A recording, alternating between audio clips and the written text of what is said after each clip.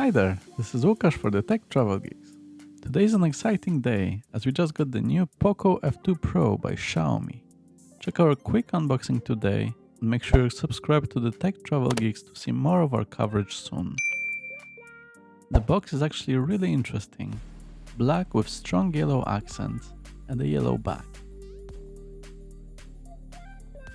We can see that, where available, we can use 5G connectivity.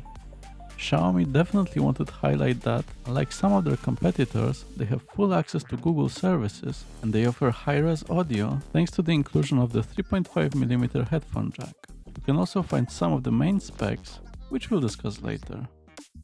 But let's just see what's in the box. Inside, we get the SIM ejector tool, which will come in handy later. Some instructions? Unfortunately quite damaged in my case. Oh well, can't say I was planning to read it anyway.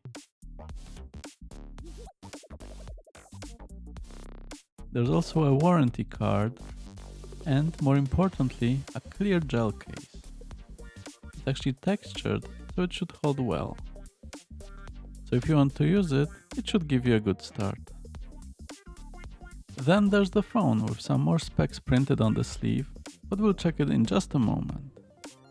Underneath it, there's a USB-C cable for charging, as well as a European charger, as this is a global version of the phone. It's up to 33 watt, so it should be great for F2 Pro's fast charging of up to 30 watt.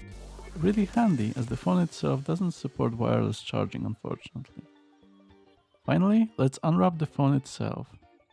Don't know about you, but I can't wait.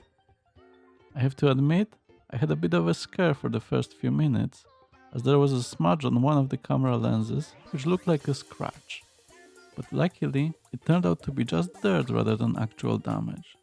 That was a big relief. I wasn't planning on returning the phone on day one. Cleaning the lens helped though, so the panic is over.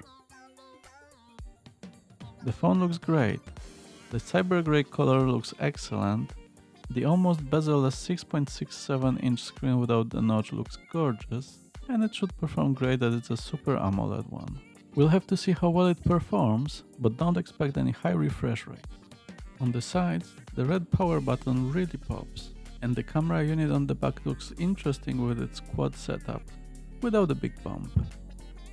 Expect a full camera review in the near future, but I'll just mention that there's a 64MP f1.9 main sensor, 5MP telephoto lens that's just under 2x zoom, 13MP ultra-wide lens,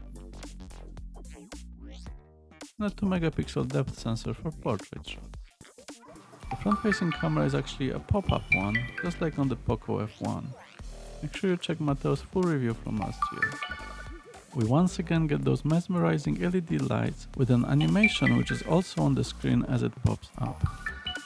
The camera itself is a 20MP one, but unfortunately there's no 4K recording on it. Unlike the main camera, which can record up to 8K video, thanks to the latest Snapdragon 865 flagship chipset. To finish with the specifications, our model has 6GB of memory and 128GB of storage, but there's also an 8GB of RAM with 256GB of storage model as well. Unfortunately, there's no memory card support in either version. On the plus side, we get NFC for payments and an infrared blaster to replace hotel remotes, and the 4700 mAh battery should perform really well. So far, I'm quite happy with the POCO F2 Pro. The build quality is great, it feels quite sturdy and nice to hold. The performance should be fantastic. It's one of the cheapest Snapdragon 865 devices, so the gaming should be excellent, especially that there's no notch on the screen. Granted, there's no high refresh screen, no waterproofing due to the mechanical selfie camera, and no wireless charging, but for under £400 we paid, can't really complain. The biggest question mark is about the cameras and the MIUI software, so make sure you check out full review and camera samples in the future. That's it for this video. We'll also do a phone setup video and flip case unboxing in the next few days. In the meantime, leave us any comments on what else you'd like to know about this phone, and if you haven't already, make sure to subscribe to the Tech Travel Geeks to see more videos from us soon. Thanks for watching!